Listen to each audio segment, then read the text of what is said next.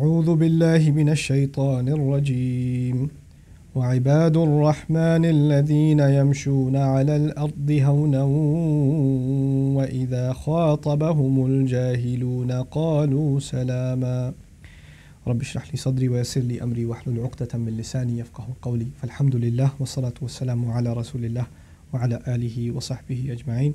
Assalamu alaikum. Quran Weekly.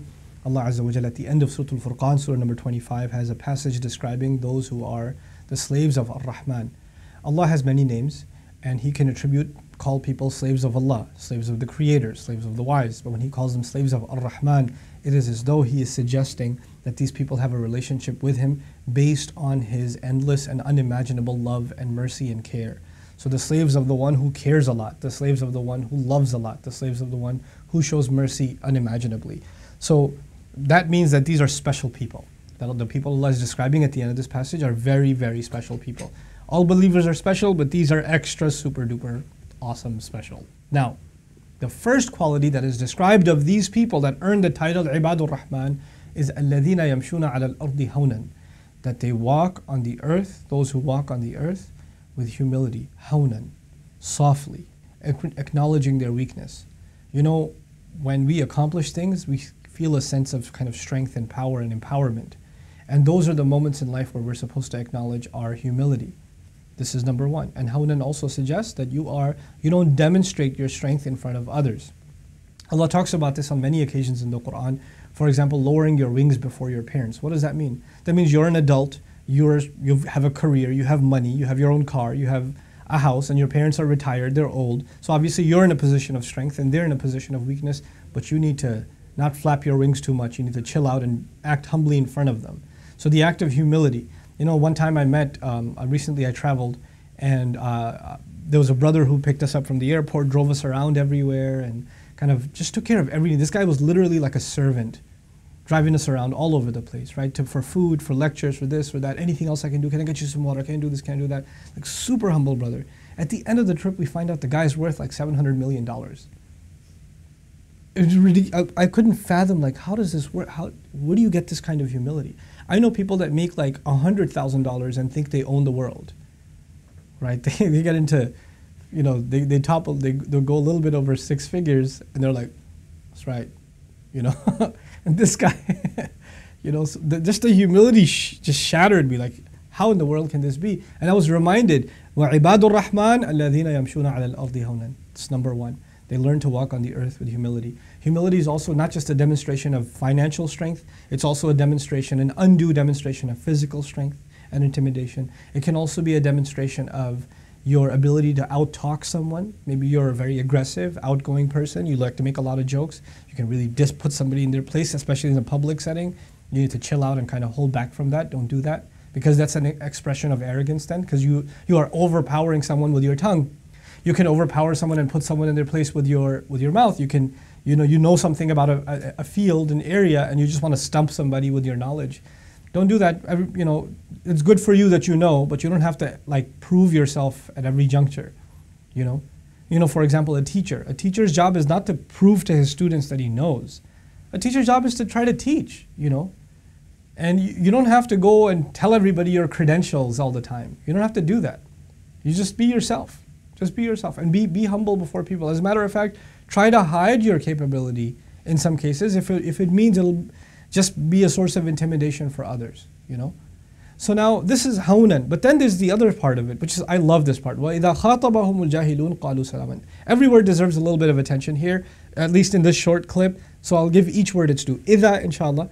إِذَا is when, not if. Which means the situation that's about to be described is inevitable. It will happen, you will run into this situation. So what is that situation? خَاطَبَهُمُ الْجَاهِلُونَ. People that don't control their emotions, people that are, you know, obnoxious, people that are outrageous in the things they say or in the way they act. When those kinds of people address you, and it will happen. You will have to deal with difficult people in life. It will be a fact of life. There's no way around it. إِذَا خَاطَبَهُمُ الْجَاهِلُونَ. Now the other thing is, you didn't go seeking their connection or talking to them, they came and addressed you. So they're the subject of the verb, suggesting that you're not even looking for trouble, trouble came to you, and it will. So just because you're not looking for it doesn't mean it won't come. إِذَا خَاطَبَهُمُ الْجَاهِلُونَ قَالُوا سَلَامًا. when the arrogant, or not the arrogant, the ignorant, the uncontrolled address them, the uncivilized even address them, they say, now there are two translations possible here. قَالُوا سَلَامًا means they say peace. In other words, it could be understood as they say peace out, look, maybe this is not a good time, we should talk another time, or whatever. They walk themselves out of the conversation. They don't hear something stupid and say, you know how stupid you are? Let me put you in your place. No, peace. They don't engage. When they hear something ridiculous, they don't engage. They just say peace. قَالُوا سَلَامًا. Nowadays, it's not just about you talking to somebody in a conversation, but this could even be a WhatsApp group, man. This could be like a Facebook post. This could be a YouTube video made about you or something, or some trolling comments underneath. You don't have to address any of it. Just leave it alone. Leave it alone. Salaman. And especially in private settings where you're actually interpersonally exchanging, conversation with someone and they get out of line, you should just back off. Sometimes this might happen in the masjid. You guys are going to the masjid, some elderly fellow might get a little aggressive with you. You don't know how to pray. Why are you standing like that? Astaghfirullah, you're wearing a t-shirt or something. They'll just go at you like that and you're like, watch it, old man, or whatever, I don't need this, and you walk away. No. Just say peace, make dua for the uncle, let him keep yelling, and just go somewhere else and pray. Just go in another corner and pray, that's it. Leave it alone, don't let it get to you. The other meaning of qalu salaman is they speak peacefully. So salaman could be considered a hal, what you call in English an adverb, and the way you would think of that is, so they're talking to you aggressively, angrily, in a very arrogant tone, in a very offensive tone, almost in a way that they're trying to probe and get a reaction out of you. But you are speaking peacefully. You don't let them get under your skin. You learn how to control your emotions in this conversation, and it's not even a, you have to go out of your way to kind of, holding back, it's so hard to hold back. No. You develop a kind of tolerance where you can just let this stuff roll off the top of your skin. You don't let it get underneath. You don't let it get to you. And you just deal with it in a very reasonable, rational way. This is actually da'wah in and of itself. And Allah says Allah loves these people. Allah will describe later on, these are the other qualities of believers, like they pray all night, qiyamul layl, tahajjud prayer.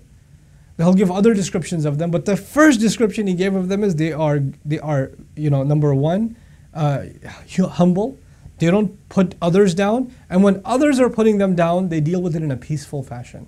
Or if they don't know how to deal with it, they just say peace and they walk away. وَإِذَا خَاطَبَهُمُ الْجَاهِلُونَ قَالُوا سَلَامًا. May Allah give us the strength of character and really the common sense and the wisdom to act on this ayah when the situation arises. These ayat, the recitation of them is easy, talking about them in a video is easy, listening to it is easy. But when the situation happens in your family, when the situation happens among your friends, when the situation happens at the masjid or in the college, then living on this ayah, that's a different story altogether. May Allah give us the wisdom and the sense to be able to act on this ayah when the situation arises. Barakallahu li wa lakum. Wassalamu alaikum wa rahmatullahi wa barakatuh. Assalamu alaikum everyone. If you benefited from these reminders, please support Quran Weekly by clicking the link below.